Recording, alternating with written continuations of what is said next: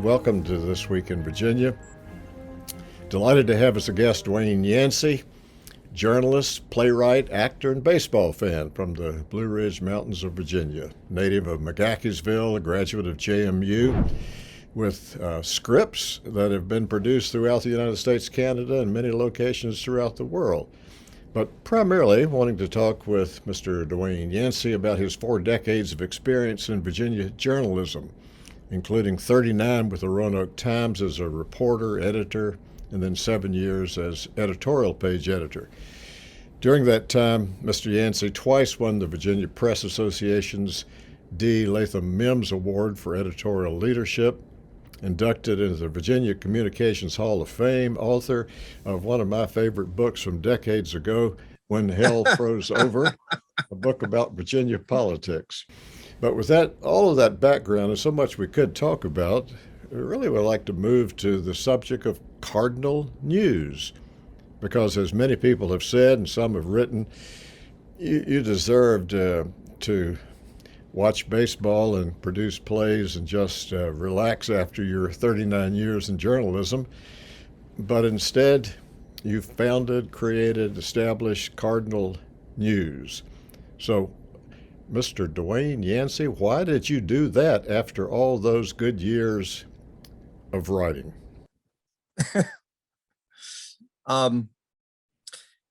Well, it's not exactly breaking news that the news landscape is changing. Legacy news operations, specifically newspapers, are shrinking. They are providing less news for economic reasons, but the public appetite for news is just as strong as ever. So there's a whole niche there of news that's not being covered that used to be. Our purpose in Cardinal News, we're a nonprofit news site covering Southwest and South Side Virginia. Our purpose is to cover those uncovered stories in that part of the state. I like your description of the area that you're focused on. You said you could think about a line that runs from Lexington to Lynchburg, or from to Farmville, to Mecklenburg, to Danville, or then you could say everything from the Cumberland County to the Cumberland Gap. Yeah. So that kind of describes that massive part of the Commonwealth in which, apart from the Roanoke paper and the Bristol paper, with their limited coverage of politics, that nothing is really being covered out there. And I suppose this past election shows even more than ever while there needs to be good in-depth reporting from Southwest and Southside Virginia, because they're suddenly on the map again. Yes, they are.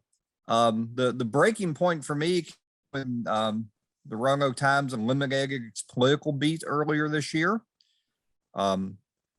which meant there was no longer a political reporter west of Richmond. The paper had a long, proud history of covering politics and from a different viewpoint of those in the state capital. And that was just unbearable to me. It also turned out to be unbearable to a lot of people in this part of the state who have supported us.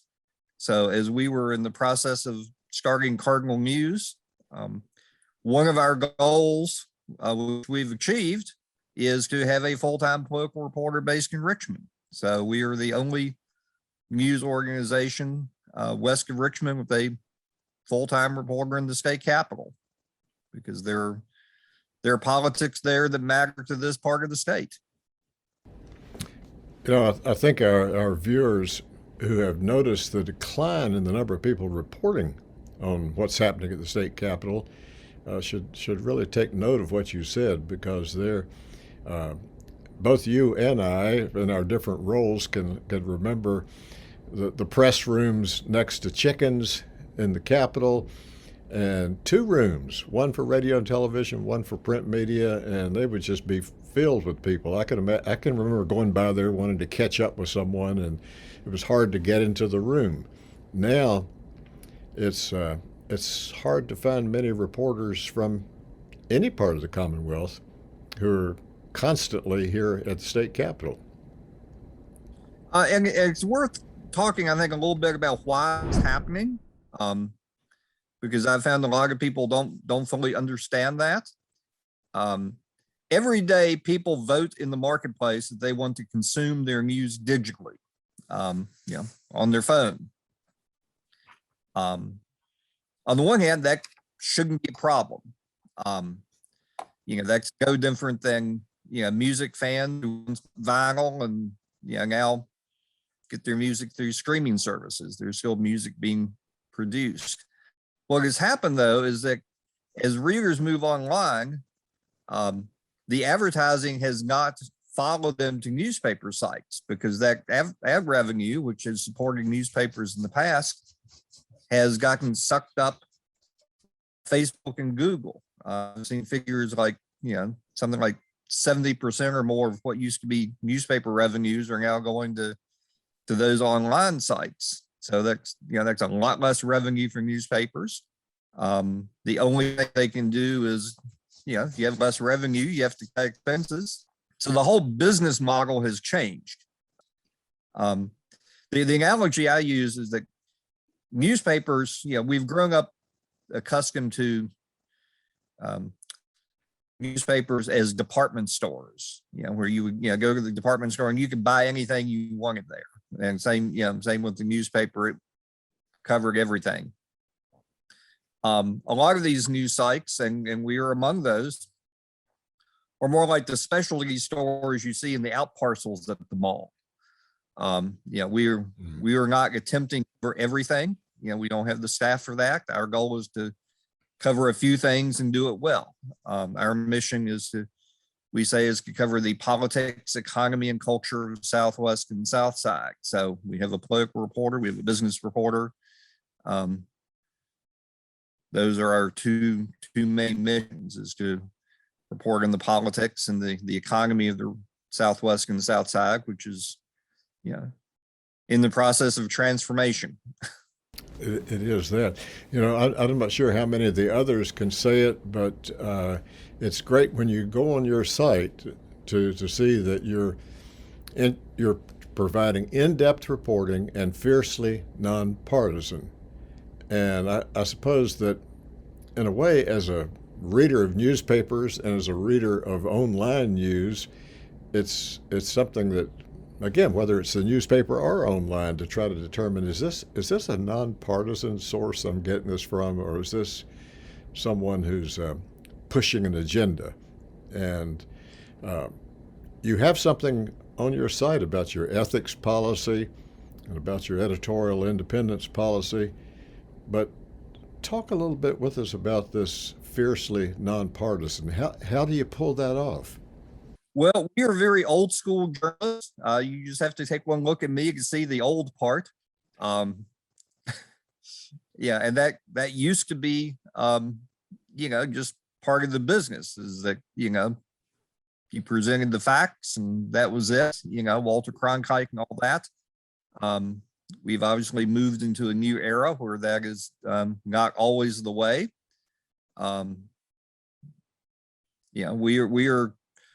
We're old journalists trying to present old school news in a newfangled way. So, for us personally, it's not that hard. We're just doing what we were brought up doing. It may seem new because that's kind of what we've been accustomed to, in a lot of places over the past, some years. Now, if someone is hearing about this for the first time and they're going to check out your news information online, is there a charge for them doing that? When people go on different newspaper sites, then maybe they get a limited number of free stories, then they got to start paying. But what's the business model that you're using at Cardinal News? Our business model is basically the same as public broadcasting. We rely on donations. We have no paywall. We rely entirely on donations. We are also 100% transparent about where those donations are coming from. So if you give money, and we hope you do, you will get your name listed on our funding page. We list all of our donors there, and show the amounts they're giving so people can look at that and see where we're coming from. Well, I will, in full disclosure, say that I'm delighted to be a small donor to your enterprise, and I was enjoying the news story so much that I figured that in a way I wanted to help it out, and so I would hope that others of us who enjoy it that much would be doing the same. But in the short time that Cardinal News has been in existence, what are some of the favorite stories that you or your team, your staff, have covered? And then let me ask a second question connected with that. Are they somewhat archived then? If you tell us about a story right now, someone says, I got to read that story, I want to find it.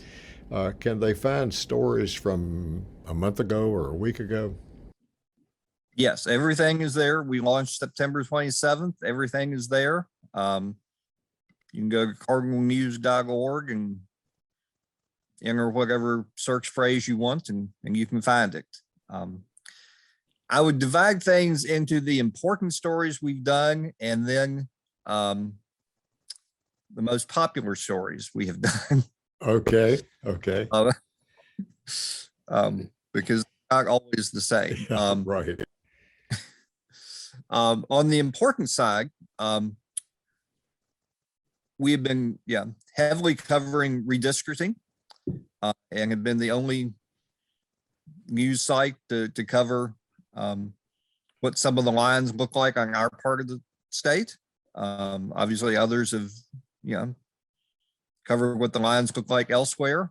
But during the redistricting commission, when that was going on, there's a congressional map that, for reasons unexplained, split Lynchburg in two for good reason. And interestingly, the part of Lynchburg that got carved off was a mostly Black neighborhood. We raised suspicions. I say there's no good reason for it because both districts involved, the 5th and the 6th, were heavily Republican. So it wasn't like someone was trying to tilt the political balance one way or another. Both those districts are going to be Republican districts. So it was very odd. We wrote about that, and eventually that got changed. We've written some important business stories on this side of the state. There's a massive fish farm, a salmon farm under construction on the Russell County, Tazewell County line. We've written about that. We've written about the flood in Hurley. Hurley's a little town in Buchanan County, wedged up between the border between West Virginia and Kentucky. In August, before we launched, there was a very bad flood there.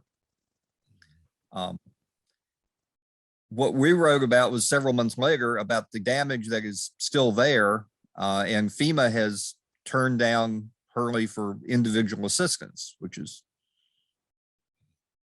unusual. The governor's complained about that. Our senators have complained about that. Congressman Griffith has complained about that.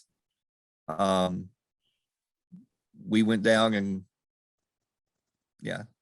that story certainly gotten attention locally. It had not gotten attention, on a statewide base. So we feel, proud about having called attention to that. Those would be some of the more important stories we've done. I write a daily column. The most popular column I've done has been about the demographics of rural Virginia and how they're changing. I would never thought that. Would have been a popular column. Although the most popular thing we've done was, I thought, just sort of a little throwaway filler piece about armadillos in Southwest Virginia. Armadillos are waddling north. Some have shown up in Southwest Virginia. And who knew that people had a great fondness for armadillos, but we've had several armadillo stories, and they have all rocketed to the top of the traffic. But I'm not here to tell you that we are in existence to provide coverage of armadillos, although we have. We're here to cover more serious topics. Speaking of the serious topics and going back to the redistricting that you mentioned, I think I'm reading on Cardinal News that there is no incumbent representative living in the 9th Congressional District, but 2 incumbents now would exist over in the 6th. So that will be an interesting story going on. I do recall that when the current representative from the 9th District was first elected, he lived a little bit outside the district, and then that was changed. And probably our viewers know that you don't have to live in the district, but it's going to make for an interesting 2022 as people decide just whether they're going to run again, and if so, and which district they will run. It'd be a good time to be a real estate agent. There might be some politicians who are buying and selling houses. Right. Dwayne, I looked back at your farewell editorial that you wrote. I'd read it before, but I reread it, and when I came to the part about the most surprising insight that you'd have, you said this: "I like politicians. I've spent much of my career at the Roanoke Times writing about them. I know the public is cynical about them, but I find that most are in politics for the right reasons. They believe in their policies. They believe their policies will make society better."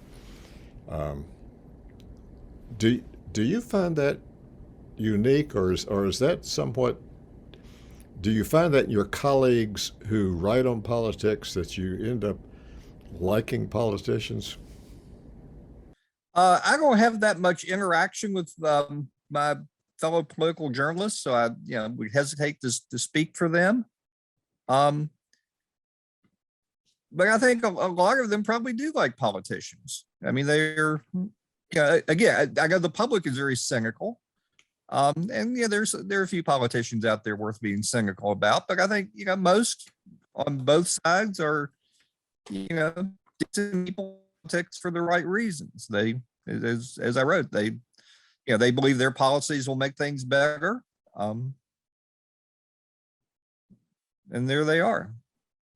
I don't see them as evil creatures the way some people do. Well, when you also in that editorial talked about your biggest story. Of course, maybe your biggest story hasn't been written yet. Maybe it's still to come. But the one that you, back over the past 39 years, you made reference to, not to the book, but to the 1989 election of Doug Wilder as the first black elected governor, Virginia. Go travel back in time a little bit, because that does seem like a different period in time, and tell us about even when you wrote in August of this year that probably you had lots of favorite stories that you'd covered, but that probably was the one that you said was probably the biggest story. Historically, yes. I was a young whippersnapper then. I had a lot more hair, and a lot less wisdom. Back in the 80s, that was not expected. The assumption of, everyone who thought they knew something, myself included, but, there certainly is, for a while, me, assumed that Wilder had no chance. And it was a case of the conventional wisdom and not caught up to the reality of the times. Obviously, he did win twice. And I'm still not sure Virginia has gotten enough credit for that.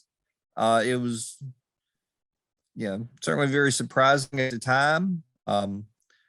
Yeah, Wilder almost, when he was elected governor, almost made the cover of Time magazine. He was supposed to be on the cover of Time magazine, and then a day or so later, the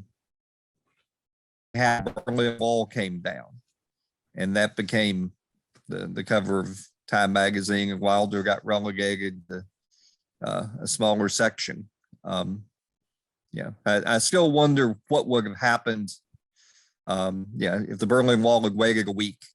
Well, you're coming into the time here in the Commonwealth where the winds of change seem to be continuing to blow, not just have blown, but continue to blow.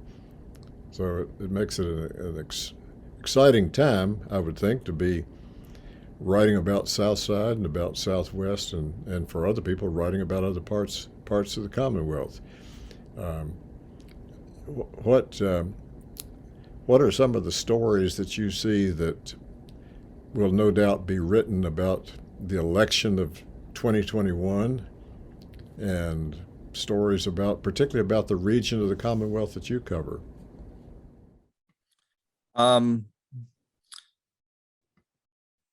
I think a man once said, it may be used before we know exactly what happened, even though we think we know what happened. But certainly Southwest and Southside, when you look at the turnout numbers, playing an outsized role in Youngkin's election. He is more politically indebted to our part of Virginia than any governor that I can remember. And that is certainly something that, as a columnist, will be reminding him of, because our part of the Gulf feels ignored and left out. And this is their opportunity not to be. The overriding issue on in Southwest and Southside is the reinvention of the economy. We cover lots of communities that have seen their traditional employers decline, or in some cases die, and they are in various stages of trying to reinvent their economy.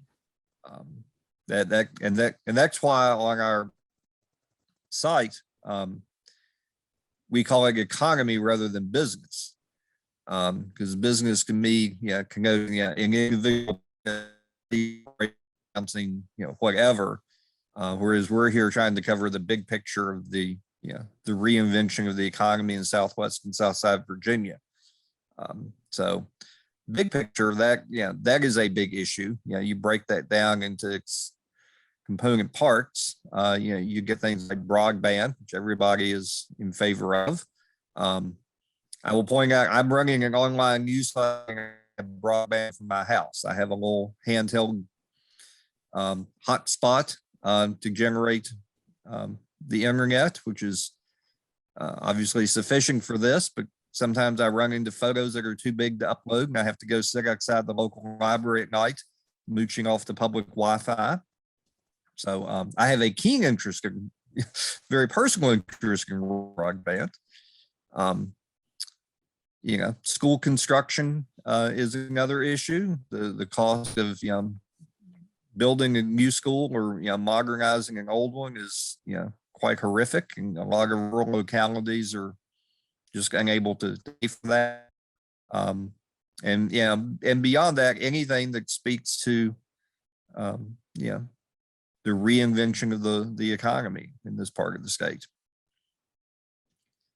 Well, it's going to be interesting to follow Cardinal News and see what your reporters report and what you write editorials, even later this month when the full budget proposal of the soon-to-be former governor is unveiled on December 16th, and then the stories that no doubt that will be written about the amendments that will be made, and to that whole process as it moves forward. But it'll be interesting to see what you find in the proposed budget that benefits Southwest and Southside. And then, as you said, the governor-elect certainly owes something to the region of the Commonwealth that really helped propel him into office. Dwayne Yancey, we could talk for a long time, but I know you've got stories to write and you've got things to do. I do want to close by saying that I did not know until last night that the Virginia Business Magazine had saluted you as one of the 100 people to get to meet in 2022. I was so glad that we'd already arranged this time to interview before I knew that. You're ahead of the curve. Or I would have been wanting to do it anyway. But it's interesting, out of the 11 or 12 people in the host category, you were right there as one, and they talk about you could have retired from journalism, but you are helping to fill a void in the news that needs to be told and the news that needs to be read about Southside and Southwest Virginia. So we thank you, and we thank you for being a guest on This Week in Virginia, and we look forward to seeing the next story that you write that will be available early tomorrow morning, that we'll be finding it then. So thank you very much. Thank you. We're only able to do it because people donate to us. Right.